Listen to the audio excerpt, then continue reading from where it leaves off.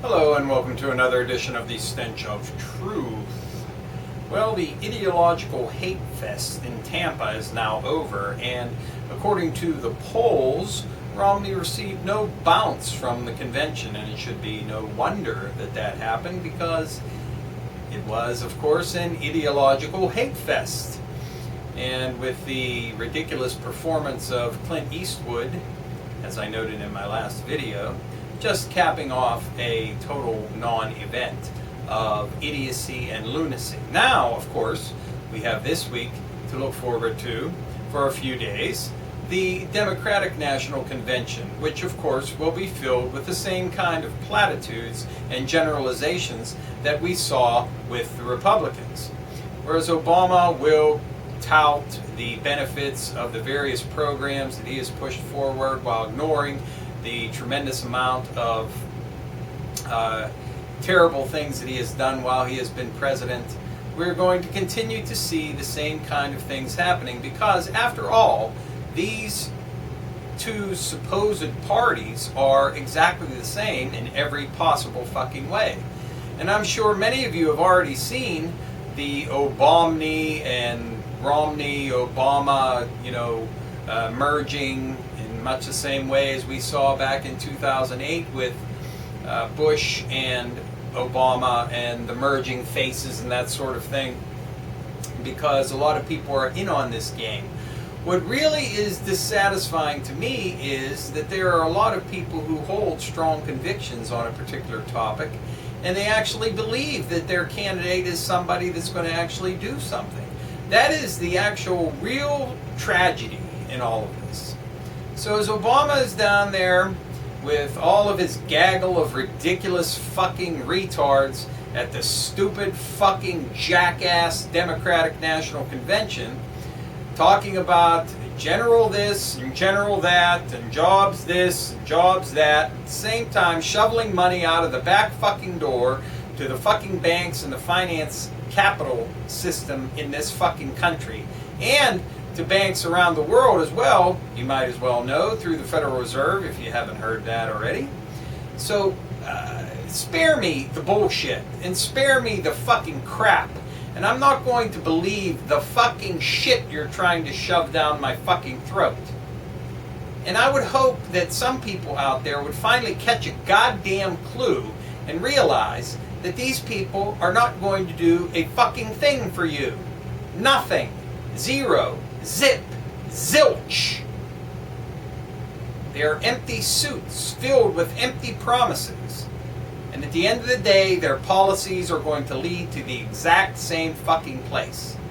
Us in the shitter, them with their pockets stuffed full of fucking money, and all of their fucking buddies who will then, if they get voted out of office, go to work in lucrative private firms that they shoveled money to while they were in office.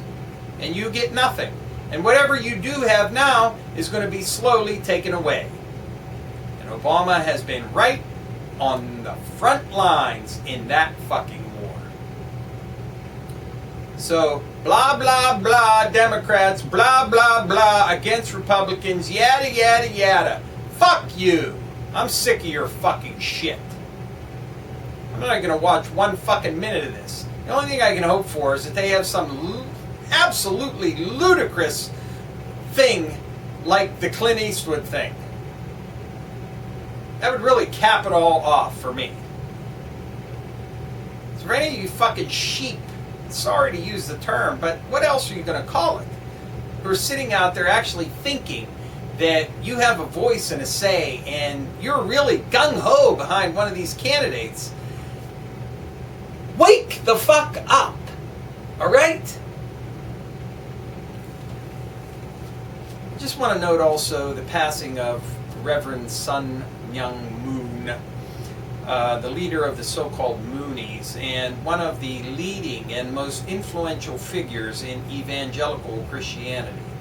Even though he was certainly very unconventional by the standards of Western Christianity, certainly he has been instrumental in pouring money into the evangelical movement here in this country. And For further information on the evangelical movement in this country, I would refer you to the radio show that I recently did with Christopher Knowles, and I would urge you to go and have a listen to that and see exactly what it is behind evangelical Christianity.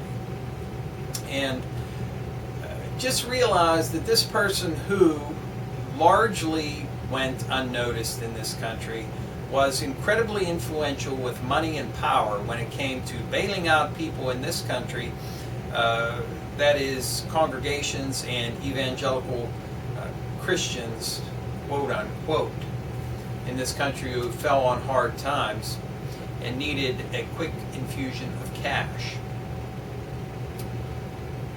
This guy was a mover and a shaker, and it's going to be interesting to see exactly what happens with the empire now that the emperor is dead.